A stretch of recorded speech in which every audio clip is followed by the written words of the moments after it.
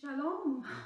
Welcome to my name is Miriam and I am the creator of this channel. Today will be our last lesson on the mysteries and meaning behind each Hebrew alphabet. In our next lesson, we will begin to put some of the Hebrew alphabets together to form words and learn how to write these letters. We'll receive traceable letters sheets to practice on and a Hebrew word vocabulary list with its English equivalent. You can print them out for each lesson.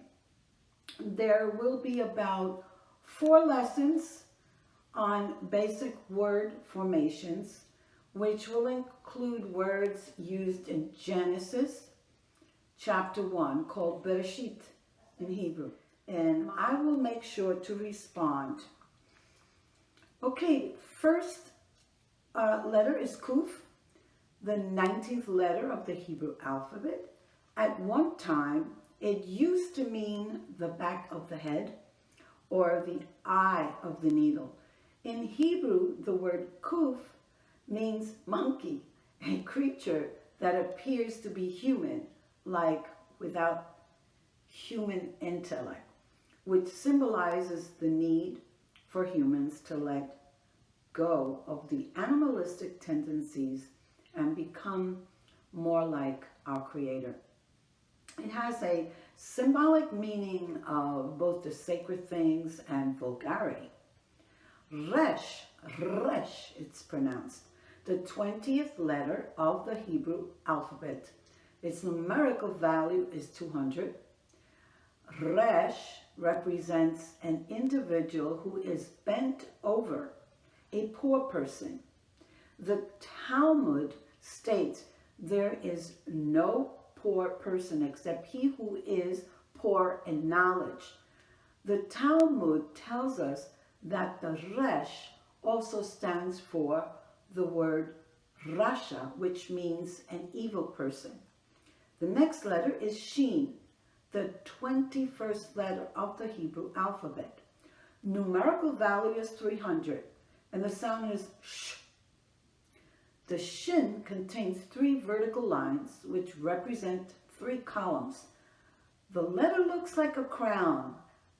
The 3 lines of the Shin can be viewed as 3 dimensions of a human being: the will, the intellect, and emotions. It also has been explained by some rabbis that 3 lines of the Shin can mean the 3 pillars upon which the word stands, or where the world stands. Represents good deeds, prayer, and study of the Torah. Tav.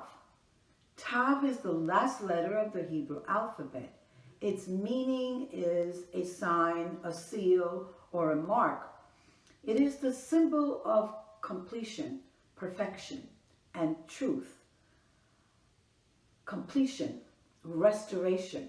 It shows us that there is an ending. There was a beginning.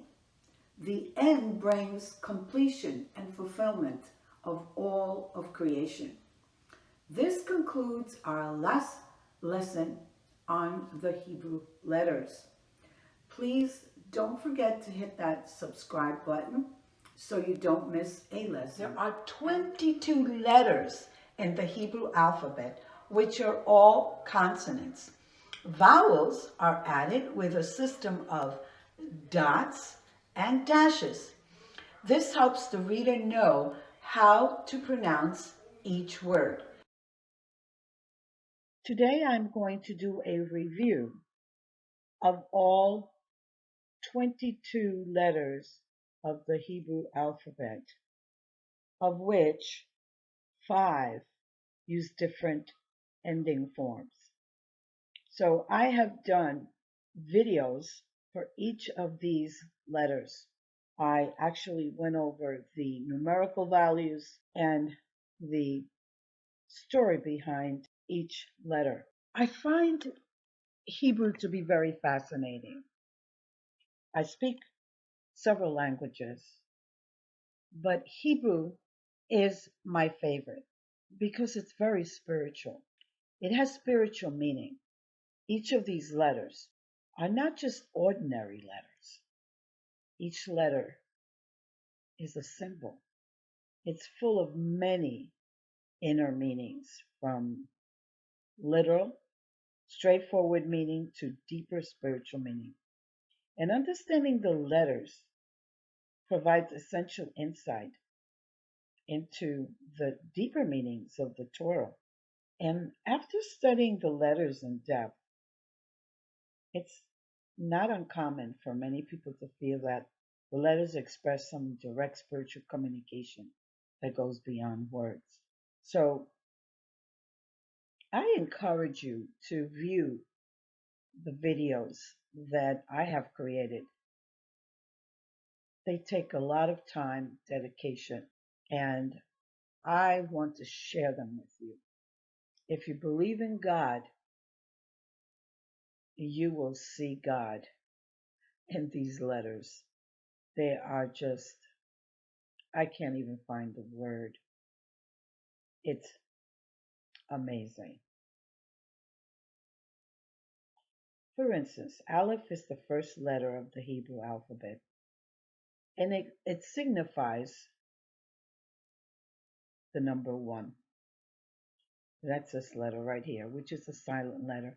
Only has a sound um, if it has a vowel.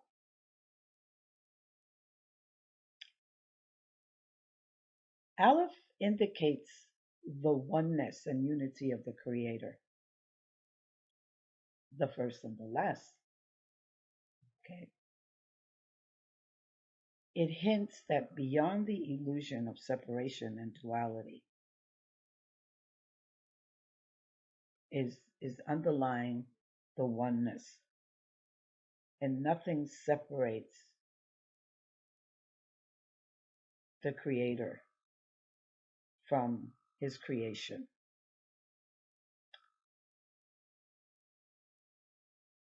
It also represents the creation of something from nothing, like He created the earth, He created all the animals. I mean, that alone is mind boggling. So it is the symbol of the beginning. He is the first and the last.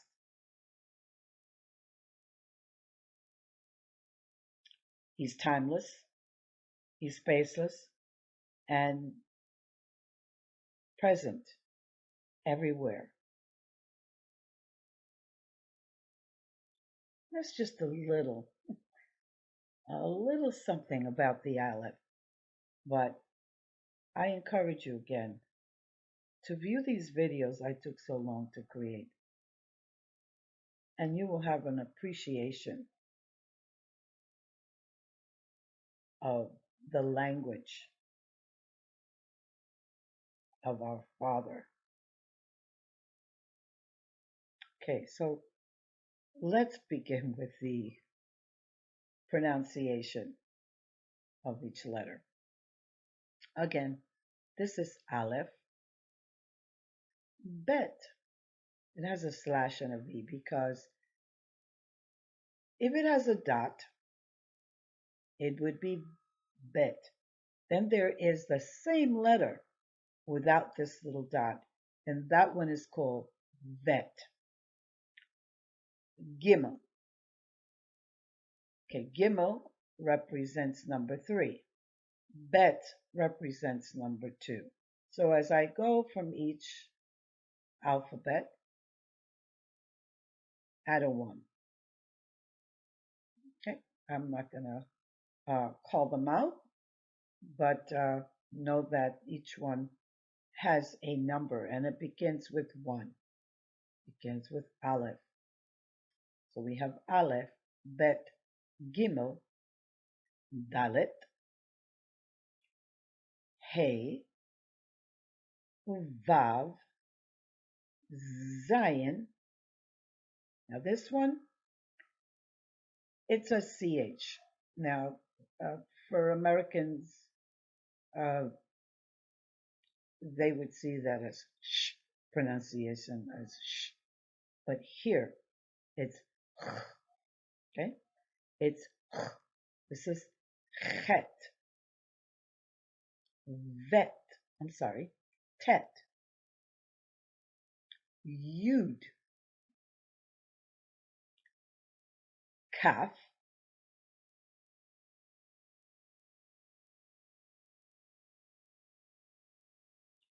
kaf,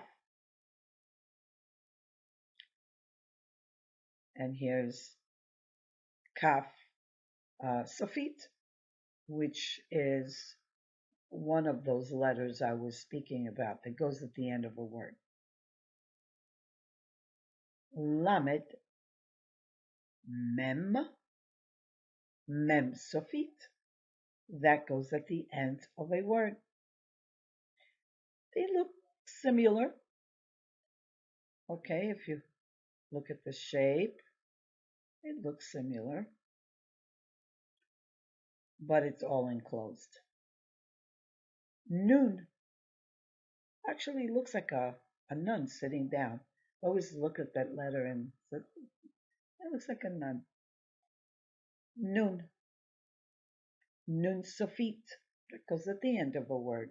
So it does have a similarity. This one is a little more curved, and this one goes straight down. Samech, samech, ayin, which is silent unless it is given a vowel. And we will speak about vowels. I will do another lesson on vowels as a review. Pay. Now this one has two forms. It has the same shape, but without the little dot. So this is pay with the dot. The one without the dot is fay. So we have pay and fay.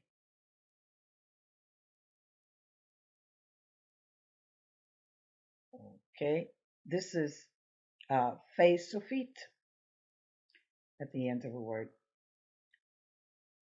Sadik, sadik, sadik. And this is sadik sofit, end of a word.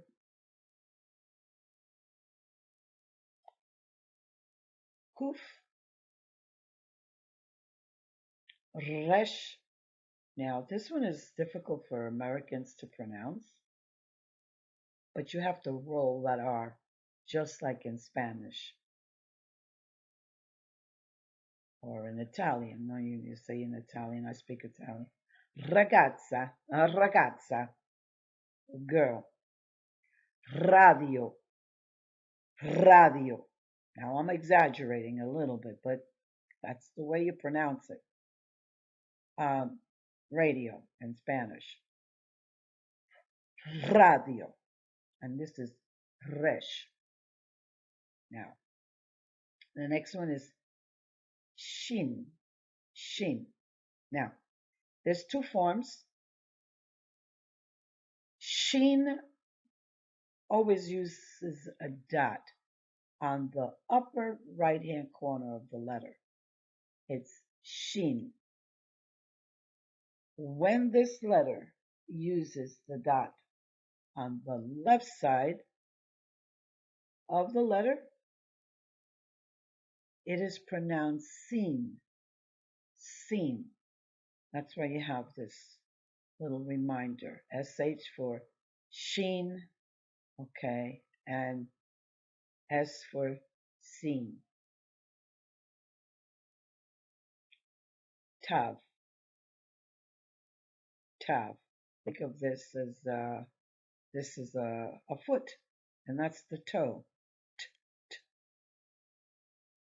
toe for t.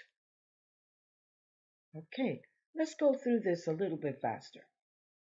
Alef, Bet, Gimel, Dalet, Hey, Vav, Zayin, Chet, Tet, Yud, Kaf, Kaf, Lamet, Mem, Mem Sofit, Nun, Nun Sofit, Samech, Ayin, Pei, Fei, Sadik, Sadik Sofit, Qoof, Resh, Shin, Sin, Tav. Okay, I hope you enjoyed this lesson.